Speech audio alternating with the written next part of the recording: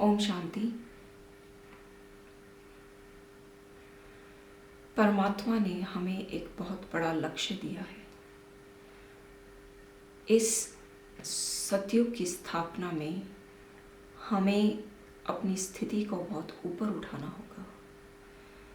वो स्थिति, साधारण स्थिति जो आज हमारी है, उस स्थिति में हम सतयुग को नहीं ला सकते।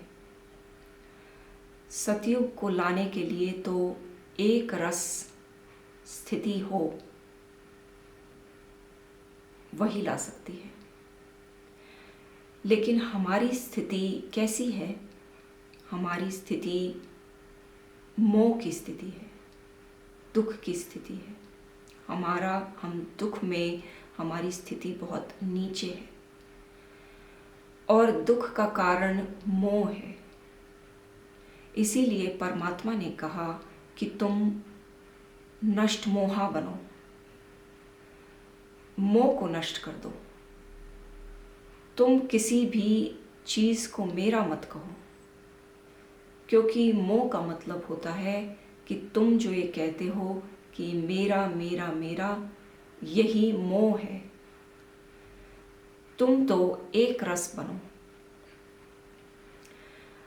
तो परमात्मा कहते हैं कि मोह वो होता है जब तुम किसी भी चीज़ को इस दुनिया में मेरा कहते हो, वो दुख का कारण बन जाता है।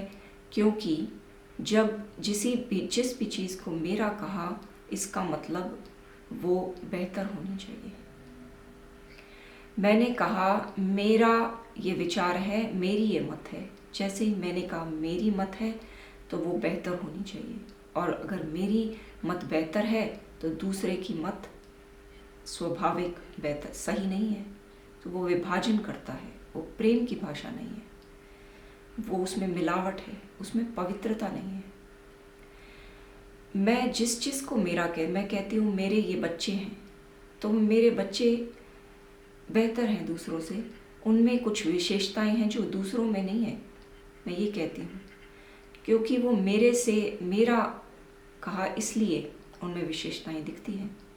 अगर कोई और मेरा पुत्र होता जिनमें आज विशेषताएं नहीं दिखती, वो अगर मेरा पुत्र होता तो फिर वो बेहतर हो जाता दूसरों से, क्योंकि वो मेरा है। ये विशेषताएं इसीलिए दिख रही हैं क्योंकि मेरा कहा हुआ है। ये घर मेरा कहते हैं ना, इसीलिए ये बेहतर है दूसरों से। और वास्तव में बेहतर हो ना हो, पर मेरा कहा इसलिए बेहतर है। और मेरा कहा इसलिए कभी कभी ऐसा भी लगता है कि बेहतर नहीं है और होना चाहिए। ये सारे मोह की भाषा है, ये दुख की भाषा है। पैसा बैंक में रखा हुआ है, मेरा पैसा है। सारी दुनिया का पैसा बैंक में रखा हुआ है। हम उस पैसे को तो मेरा नहीं कहते, लेकिन हम उस एक छोटे से अकाउंट में जो पैसा रखा है उसी को मेरा कहते हैं। और फिर अगर वो पैसा खो जाए, नष्ट हो जाए, स्टॉक मार्केट में डूब जाए, तो हम रोते हैं, हाय मेरा पैसा चला गया। क्योंकि वो मेरा कहा मेरा दुख का कारण बन जाता है। क्यों बन जाता है मेरा दुख का कारण? क्योंकि मेरा जिस चीज़ को भी कहते हैं मेरा, वो उसकी स्थिति मेरी स्थिति बन जाती है। जैसी भी उसकी स्थिति है वो मेरी स्थिति बन जाती है। और इस दुनिया में जो भी कुछ है उसकी स्थिति कैसी है? उसकी स्थिति हलचल में है, उसकी स्थिति स्थायी नहीं है, परमानेंट नहीं है, टेम्परेरी है, क्षण भंगुर है, चेंजिंग है, अचल अडोल नहीं है, ऊपर नीचे होती रहती है। मैंने कहा मेरा ये पुत्र है और उसकी जो स्थिति है वो ऊपर नीचे होती रहती है, कभी दुख में तो कभी सुख में। और मैंने कहा ये मेरा है, मैंने उसे मोह में पड़ी हुई, तो मैंने कहा ये मेरा है। तो जैसे वो दुख में है तो मेरी स्थिति भी दुख की बन जाती है। वो सुखी है तो मेरी स्थिति सुखी हो जाती है। मैं उस पर चिपक कर बैठी हूँ, मेरी स्थिति उस पर डिपेंडेंट है। जैसी उसकी स्थिति वैसी मेरी स्थिति, और वो मेरे दुख का कारण है।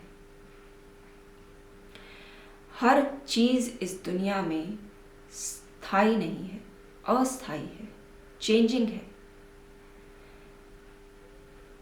ऊपर नीचे होती रहती है। एक कार को खरीदा और मेरा कहा, लेकिन वो एक्सीडेंट हो गया, टूट गई, तो दुख होता है क्योंकि वो मेरी थी। किसी और की कार टूट जाती है तो क्या दुख होता है? नहीं होता। मेरा है इसीलिए दुख हो रहा है। ये मेरा कहना ही दुखदाई है। कुछ भी मेरा कहा तो उसकी स्थिति मेरी स्थिति बन जाती है। मैं एक रस नहीं रह पाती। इसीलिए मोह दुख का कारण बनता है। तो ये मोह क्या होता है? ये जो भी कुछ इस दुनिया में मेरा कहते हैं वो मोह होता है। और मोह दुखदाई क्यों है? क्योंकि जिस चीज़ को मेरा कहा वो अस्थाई है, वो चेंजिंग है, और क्योंकि मैं उस पर डिपेंडेंट हूँ, निर्भर हूँ, बंधन में हूँ, तो जो उसकी स्थिति है वो मेरी स्थिति हो जाती है, और उसकी स्थिति अस्थाई है, दुखदाई है, ऊपर नीचे है, हलचल में है। इसीलिए मेरी स्थिति ऊपर नीचे होती रहती है, दुख में रहती है, भय में रहती है, हाय इन्हें कुछ हो न जाए, और ऊपर नीचे होती रहती है। तो अब सवाल ये उठता है कि हाँ, सच ही बात है कि जो मेरा कहते हैं वो दुखदाई है, तो मैं अपनी स्थिति को ऊपर कैसे रखूं? अब सवाल ये उठता है कि मैं नष्ट मोहा कैसे बनूं? क्योंकि जो मेरी स्थिति है वो अगर ऊपर रहे, एक रस रहे, और दूसरी परिस्थिति पर डिपेंड ना होए, उस पर निर्भर ना रहे, मेरा हटा दो, तो हलचल में मैं नहीं आ सकती। हलचल में मैं जब नहीं आ सकती तो मैं एक रस रहूंगी। जैसी मेरी स्थिति है वो ऊपर है तो वो ऊपर ही रहेगी, वो हलचल में नहीं आएगी। और अगर मेरी स्थिति ऊपर है, मैं हलचल में नहीं आती, तो मैं परिस्थिति को भी बदल सकती हूँ। मेरा प्रभाव परिस्थिति पर पड़ेगा, परिस्थिति का प्रभाव मुझ पर नहीं पड़ेगा। तो मुझ में, मैं उससे बड़ी हो जाती हूँ और मुझ में ताकत है उसको बदल देने की। इसीलिए मोह को नष्ट करना है और एक रस ऊपर की स्थिति को बनाकर रखना है। तो अब सवाल ये उठता है कि मोह नष्ट तो हम कर दें, लेकिन करें कैसे? तो जैसे ये बात है, इक्वेशंस हैं ये सारी।